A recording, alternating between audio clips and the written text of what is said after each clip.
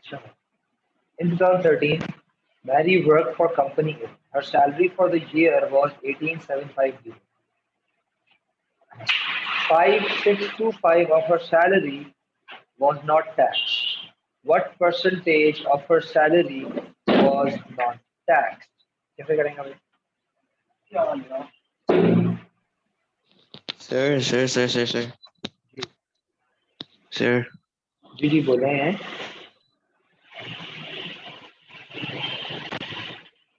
बोले हैं. Hello. Sir, 5625 over 18,750 multiplied by 100. सही हो गया. इथन आप क्या पूछ रहे हो बेटा? पूछो.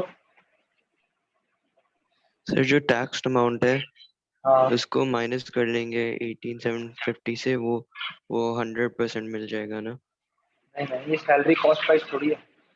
ये जो सैलरी थी, देखो ये इंग्लिश पढ़ो. 5,625 of her salary and percentage भी किसका मांगा? What percentage of her salary. तो ये हर सैलरी कितनी है? 18,750. तो what percentage of 18,750 18,750 was not tax.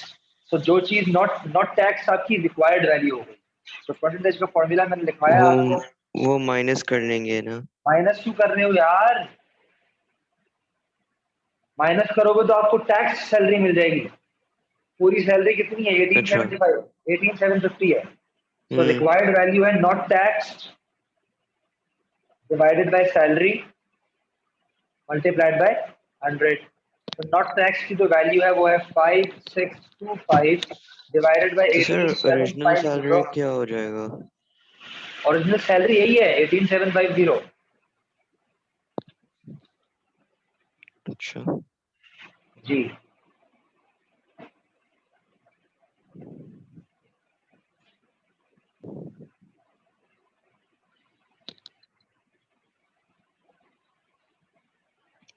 Sir ये क्या है? Required over total. चले पार्ट 2.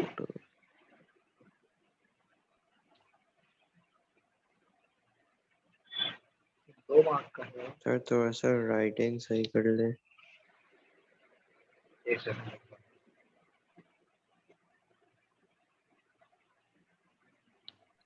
30% आ रहा.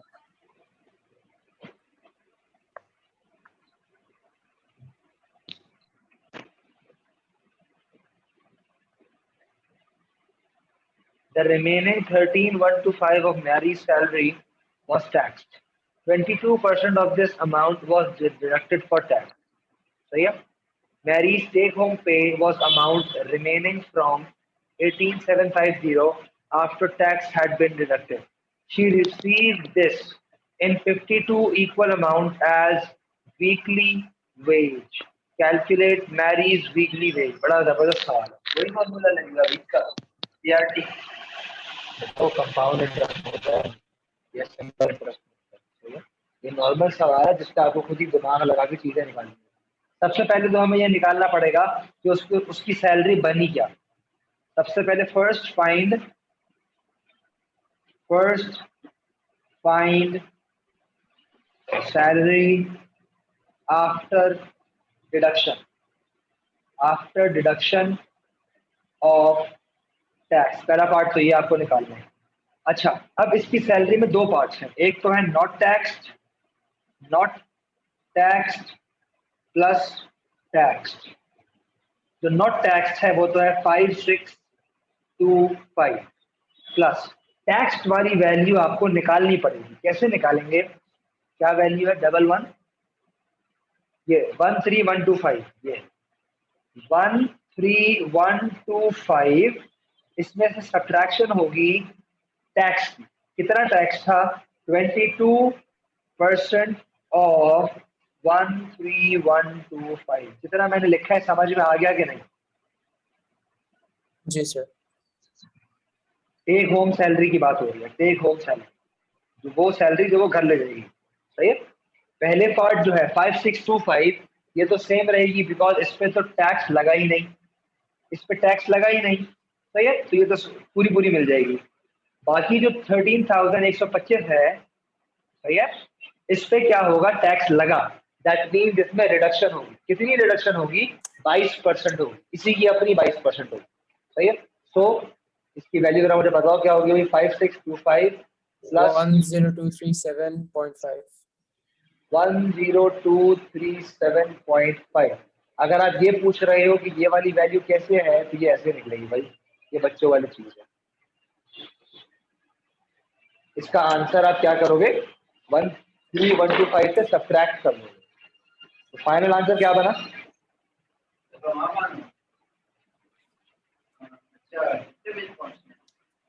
सर ये बना 15862.5. 15862.5 अब ये उसकी टेक होम सैलरी है, लेकिन ये इसको सैलरी पूरे साल की है, सही है। इसको वो देंगे वीकली, वीकली जाएंगे इन 52 वीक्स, तो सिंगल वीक का क्या हो जाएगा 15862.5 डिवाइडेड बाय 52। Sir 305.04. 305.04। एक हफ्ते में $305 मिलेंगे। सर इससे कितना राउंड ऑफ करना होता है? इसको या सारे आंसर्स को 3 डेसिमल, और अगर डेसिमल में लिखा हुआ है तो 2 डेसिमल, सॉरी 3 डेसिमल कह रहा हूँ, 3 सिग्निफिकेंट, और अगर इस तरह की वैल्यू है तो इसको 2 डेसिमल प्लेस, और जिन सवाल में मेंशन्ड होगा उस सवालों में आप मेंशन्ड के हिसाब से करोगे। In 2012, Mary had worked for company B. When she moved from company B to A, her salary increased by 25% to 18,750। मतलब के साथ की बात हो गई, सही है।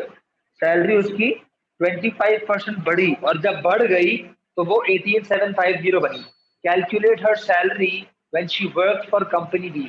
मैंने आपको कॉस्ट प्राइस का एक कॉन्सेप्ट बताया था 100% का, याद है? जी याद है? तो ये रेशियो वाला वो जो सेम, बताया था ना। जी वो same concept old value and new value पे भी लगता है। इंक्रीज कितना था 25% टू 18750, हो रहा हूँ, सही है। अच्छा, ओल्ड वैल्यू की परसेंटेज हमेशा क्या होती है 100%, before increasing, before old value before increasing.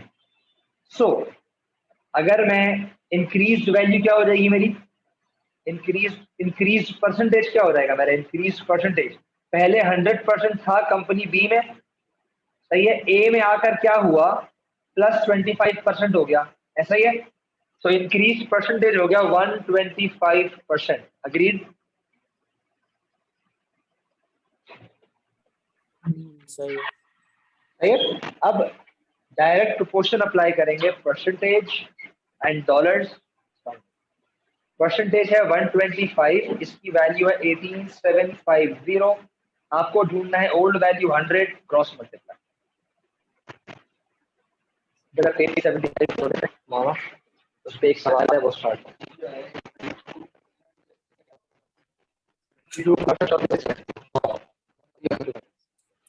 Sir आपकी आवाज बहुत कट रही है।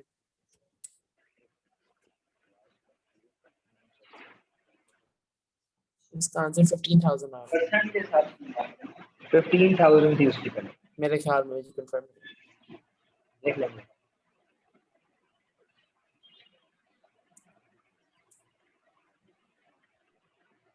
हाँ आई थिंक सही बता, हाँ बिल्कुल सही।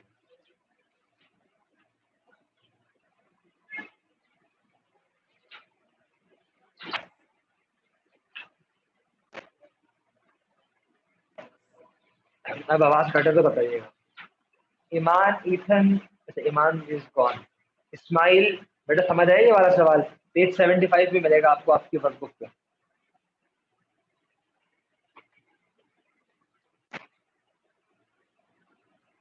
कैसे करूं? करो, ये पार्ट ए किया है मैंने, ये पार्ट बी किया है, एंड ये है part C.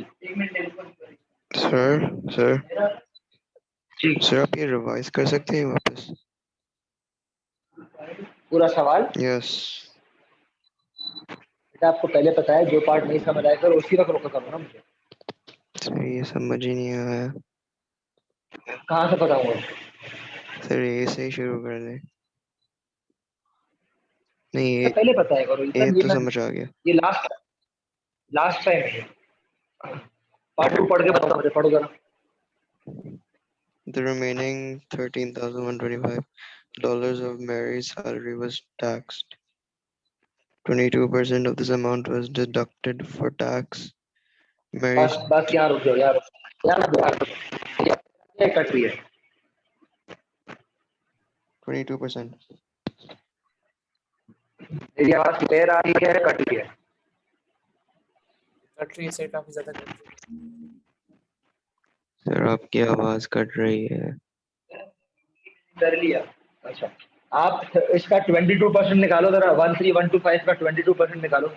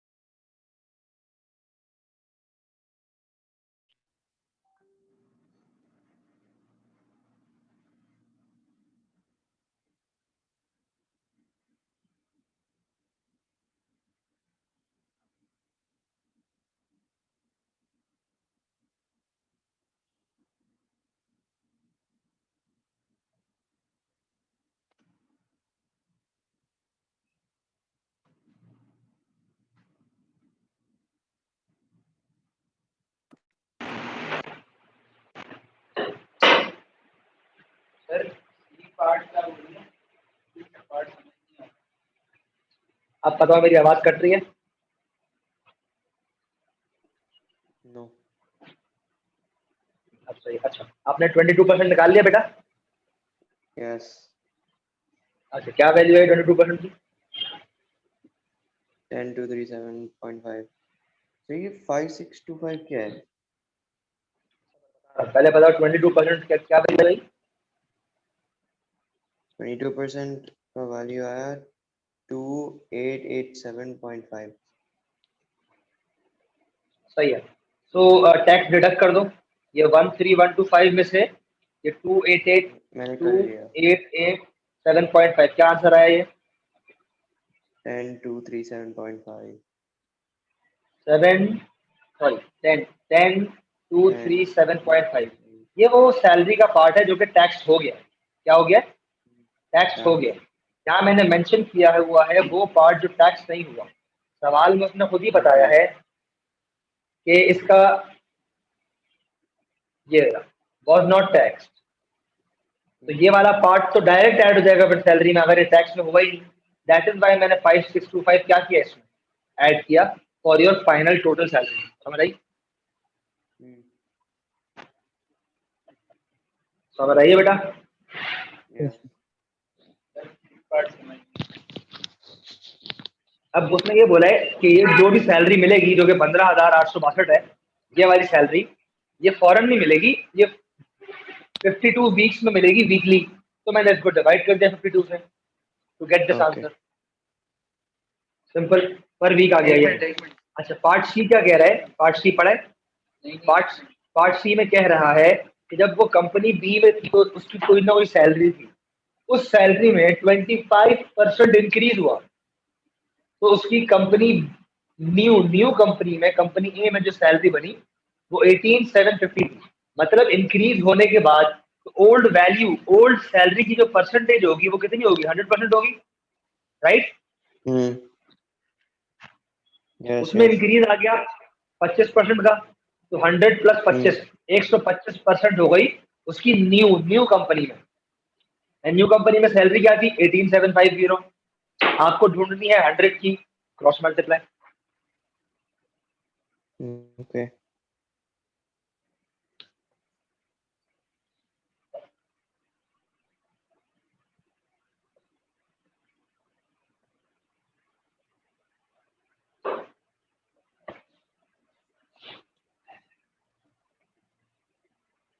Old value and new value के कुछ कॉन्सेप्ट्स, एक दो फॉर्मूलाज है ऑल्दो जरूरत नहीं है, डायरेक्ट भी कर सकते हैं, वो फॉर्मूलाज नोट डाउन कर लें परसेंटेज के।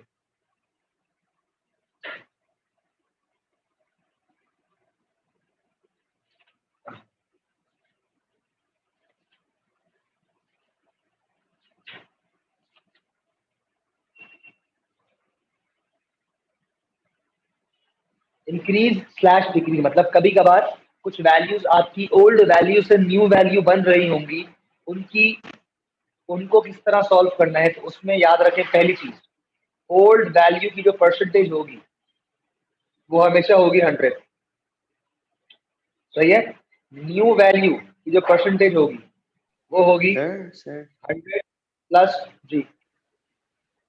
जो इन्होंने कहा 25% इंक्रीज होगी, तो can't be minus that out from 100%। आपकी आवाज एकदम बैठ गई, जोर से बोलो। सर जब वो उन्होंने कहा कि 20% तो कांट बी माइनस 25% फ्रॉम 100, वो 85 हो जाएगा। 85% 75 हो ओल्ड जाएगा, वैल्यू कर देंगे। लेकिन उसका 75%। ये उस वक्त करते अगर उसकी सैलरी रिड्यूस होती। आप सैलरी रिड्यूस क्यों कर रहे हो? उसकी सैलरी बढ़ इंक्रीज हुई है, तो इंक्रीज में ऐड करोगे। हाँ तो सर वी कैन टेक जो नया सैलरी जो है उसको 100% ले सकते हैं, नहीं नहीं नहीं, वो फिर भी गलत हो जाएगा, इंक्रीज ही वो होगा। इसलिए गलत हो जाएगा। नहीं नहीं, फर्क आ जाएगा, दोनों के परसेंटेज में फर्क है ना।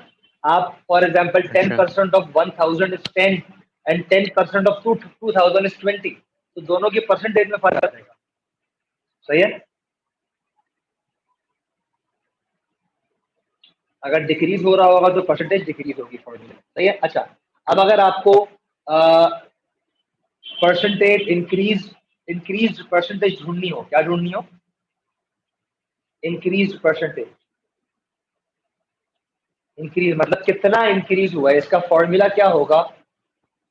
100% प्लस न्यू वैल्यू। एक सेकंड, अभी कॉपी नहीं करनी।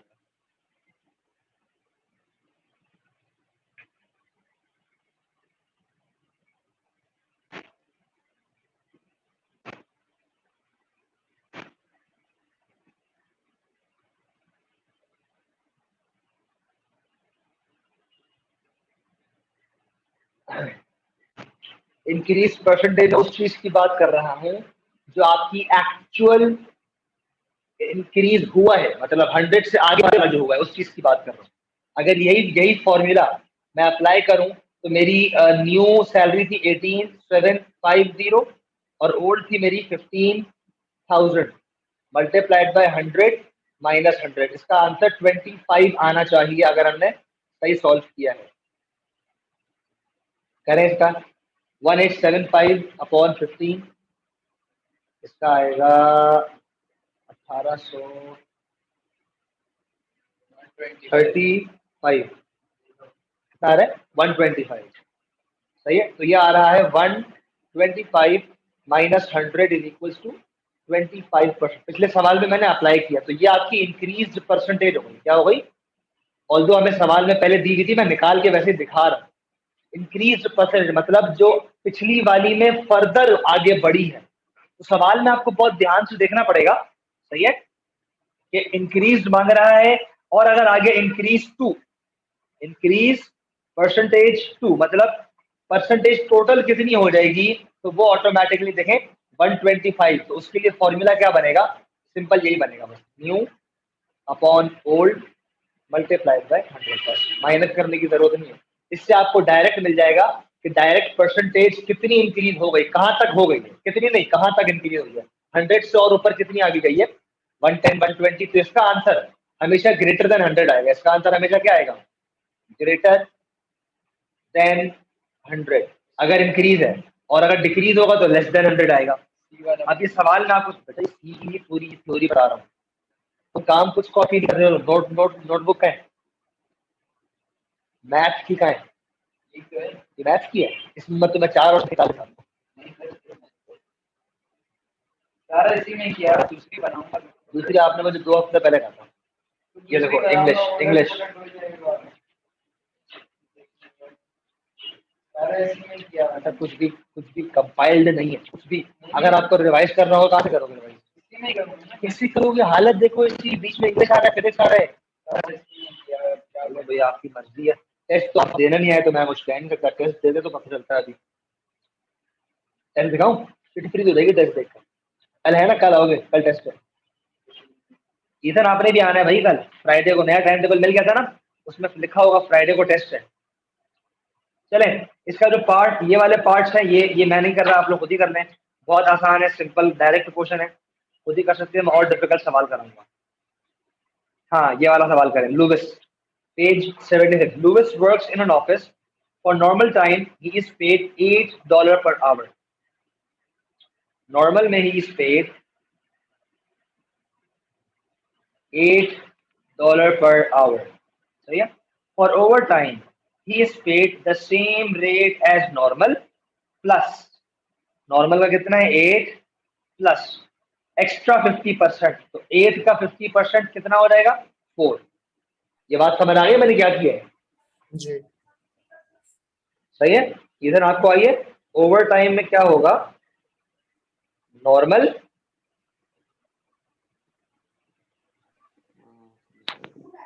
Normal plus 50% of normal. So normal है 8 plus 50% of normal, 50% of 8 that is 4। $12 हो गया।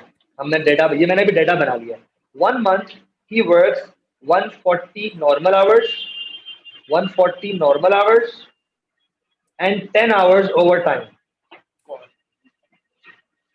Plus 10 hours over time.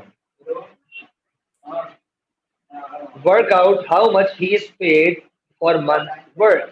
सो 140 पे जो रेट लगेगा वो नॉर्मल लगेगा, that is multiplied by 8 plus overtime pay जो रेट लगेगा वो 12 लगेगा। तो 140 इंटू 8 का आंसर क्या हो जाए 800 और 320 1120, 1120 प्लस 120 1240। $1240 उसको महीने का मिलेगा। क्लियर है? सब कुछ मैंने डेटा बनाकर साफ सुथरा, लाइक साफ सुथरा तो इतना नहीं किया, लेकिन सब कुछ सामने लिखकर क्लैरिफाई कर दिया।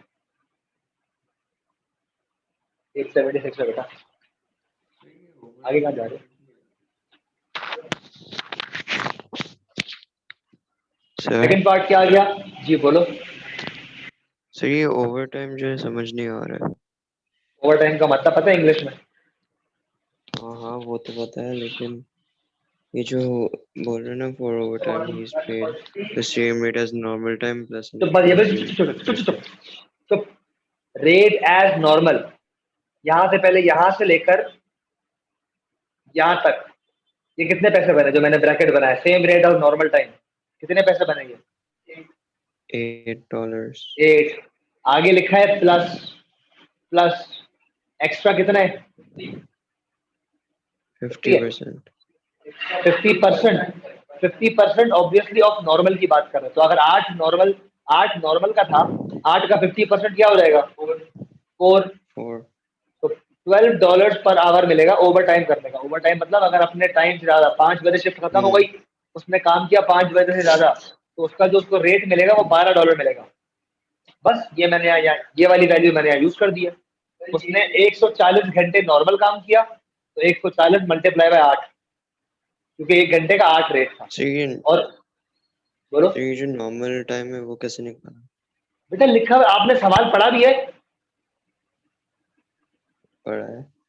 पढ़ा है तो सवाल इंग्लिश आती है? मुझे गुस्सा चढ़ा रहे हो, मुझे लग रहा है ये क्या लिखा हुआ है, ये क्या लिखा हुआ है? 1 month ही वर्क्स 140 आवर्स लिखा हुआ तो है, हम्म एंड 10 आवर्स ओवर टाइम। 140 अच्छा एंड सही 10, है सही है। ये लिखा हुआ है मैंने। बेटा ये सवाल अगर हम्म नहीं पढ़ रहे तो कहाँ से चीजें होंगी? पार्ट, इसका अगला पार्ट क्या है भाई? Sarah invest $240 in an account. Simple interest का फॉर्मूला क्या है? I is equals to PRT upon 100। आपने मामा कल वाली वीडियो देखी थी जो मैंने देखी ग्रुप पे?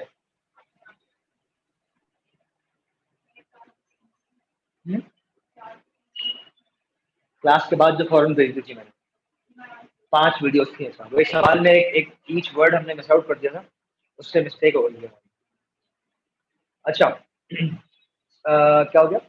सारा इन्वेस्ट $240, तो प्रिंसिपल की वैल्यू हो गई 240, रेट हो गया 3, रेट हो गया 3 एंड टाइम हो गया 5। Work out how much money Sarah has at the end of 5 years। तो पहले इंटरेस्ट निकाल लेते हैं। 240 multiplied by 3 multiplied by 5 upon 100। क्या आंसर आ रहा है इसका? 36 कितना आ रहा है? 56 $36। लेकिन ये तो इंटरेस्ट है। ये कितना है? इंटरेस्ट है। सवाल ने क्या पूछा है? How much money Sarah has at the end of 5 years। 5 साल के एंड में टोटल कितने? टोटल का फॉर्मूला लिखा है P प्लस आई। सो 240 प्लस 36 $276।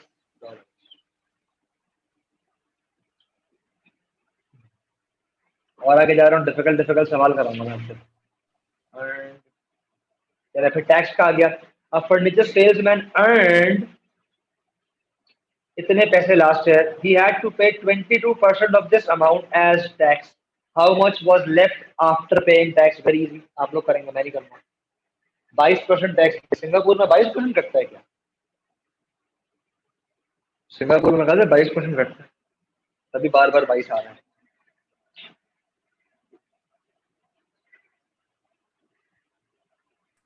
uh 28,236 सर ये इसका कैसे work out how much money सारा है at the end of 5 years? ये तो इंटरेस्ट है ना, और इसने बैंक को कितने दिए बता?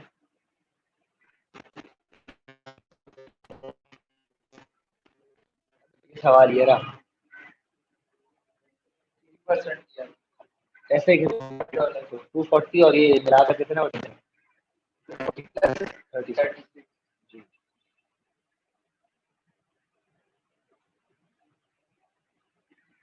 पेपर में अगर साइन नहीं डाले मसला तो नहीं है ना?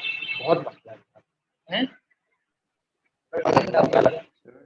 एक मार्क कट जाएगा। यूनिट नहीं डाला, एक मार्क कट जाएगा। सर एनीवे सो जी बेटा बोलो। सर वो जो क्रॉस हाँ बोलो मल्टीप्लिकेशन बोलो। वाली चीज वो कर सकते हैं? बिल्कुल कर सकते हैं, कोई मसला नहीं।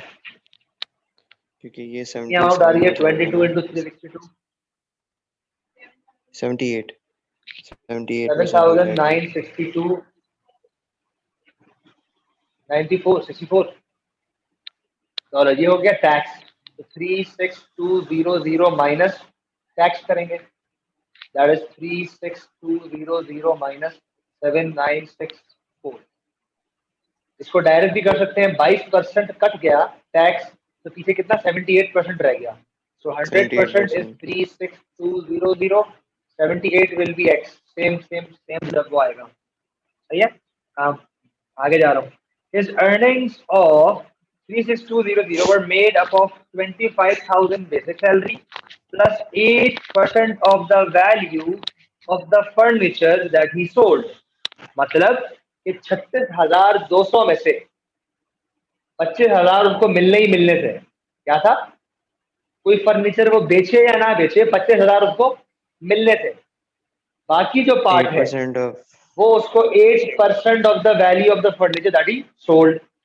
तो 8% ऑफ फर्नीचर ही सोल्ड, मतलब फर्नीचर जितना भी बेचा उसका 8%, बहुत गौर से सुने, उसका 8% 25,000 के ऊपर मिला उसको। सही है। Calculate the value of the furniture that he sold. कोई बताएगा क्या होगा? खुद ही एक दफा अटेम्प्ट करें, फिर मैं सर इसके फिर मैं सॉल्व करूंगा। 36,200 का 8% लेना है। 36,200 को हम माइनस कर लेंगे ना। 76,200 का 8%, 76,200 कहाँ से आया भाई? 36,200 sir sir sir sir sir dollar dollar add हो जाएंगे ना? जी। सर सर 36,200 नहीं बेटा, सर मोईद 36,200 नहीं। सर बोलो बोलो 36,200 माइनस 25,000 कर लेंगे, वो फर्नीचर का वैल्यू आ जाएगा ना। Very good perfect. ये टोटल अर्निंग में सैलरी प्लस फर्नीचर है, सैलरी प्लस फर्नीचर है, तो इसमें से सैलरी निकाल देते हैं ताकि फर्नीचर बच जाए पीछे। 36,200 minus 25,000, इसका this 8%। will give us furniture value. तो ये है $11,200। अब ये जो वैल्यू है ये 8% की वैल्यू है। किसकी है? 8% की वैल्यू है, क्योंकि ये उस बंदे को मिली है ना। उस बंदे को कितना कितना मिलने थे? 11,200 मिले। कहाँ से आए वो 11,200?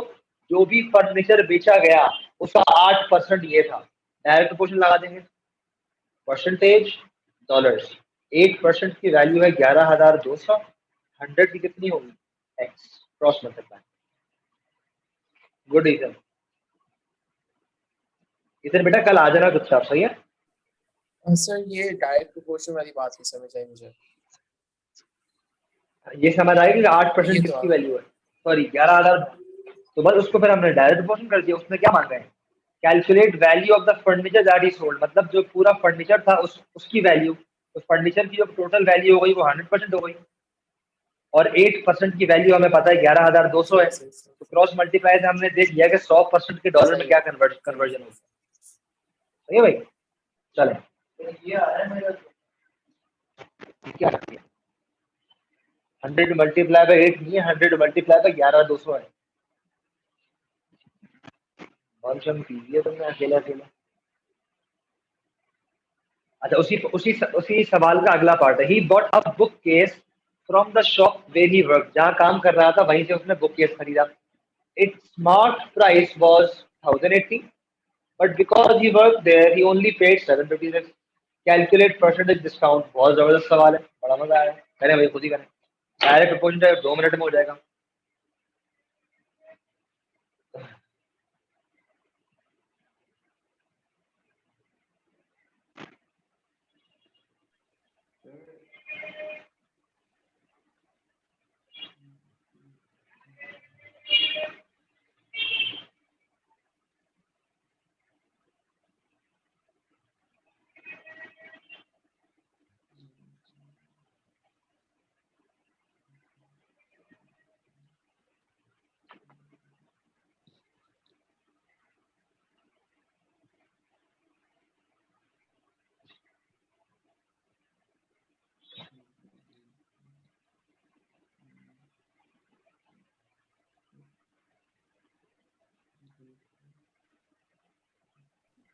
सर $142 का पड़ेगा।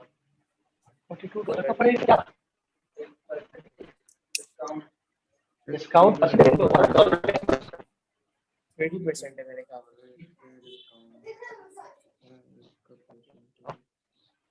1080 अपॉन 7। ये कौन सा फॉर्मूला लगाया? टोटल नीचे आता है। सर मेरे तो टोटल नीचे आएगा। 180 minus 756 किया है। हाँ 1080 नीचे से जी, और या वो निकालोगे जो उसने पे किया है। ये पेड परसेंटेज है, पहले बताओ। जो वैल्यू मैं 100, मैं डायरेक्ट करूंगा इसका, डायरेक्ट बोल जाए 100% डॉलर। 100 की वैल्यू, 100% की वैल्यू है 1080। उसने 756 पे किया एक्स। मैं भी पेड परसेंटेज निकाल रहा हूं। 70% उसने पे किया, तो डिस्काउंट कितना हुआ? 100 माइनस 70 इक्वल्स टू 30%। -30। चाहते तो आप डायरेक्ट भी काम कर सकते थे। 1080 में से 756 निकाल देते तो 244 और 80 324, तो सेम आप डायरेक्ट लगा देते तो भी काम बन जाता आपका। 324 का परसेंटेज है, इससे भी काम हो जाता। इससे डायरेक्ट आ जाता, माइनस करने की जरूरत ना पड़ती। आगे, George open an account and invested sum of money. कितने? For 3 years, close account with drawing a total of. ओह, बड़ा जबरदस्त सवाल है, जल्दी करें। बड़ा प्यारा सवाल है, बड़ा मजा आया। सिंपल इंटरेस्ट को रिवर्स कर दिया। रिवर्स मतलब कोई और वैल्यू अननोन कर दी। प्रिंसिपल ही नहीं दिया हुआ उसने। जबरदस्त, आई लाइक इट। प्रिंसिपल ही नहीं दिया हुआ इस सवाल में भाई। कैसे करेंगे ये सवाल? बड़ा जबरदस्त सवाल है। प्रिंसिपल को वो सब्जेक्ट बना देंगे।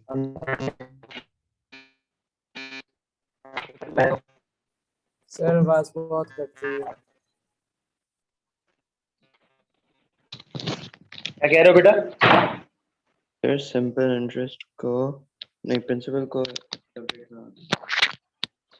प्रिंसिपल को सब्जेक्ट बना लेंगे, आई एग्री, बट प्रॉब्लम ये है कि जो हमारे पास फॉर्मूला है वो तो आई का है एंड हमारे पास आई की वैल्यू भी नहीं है,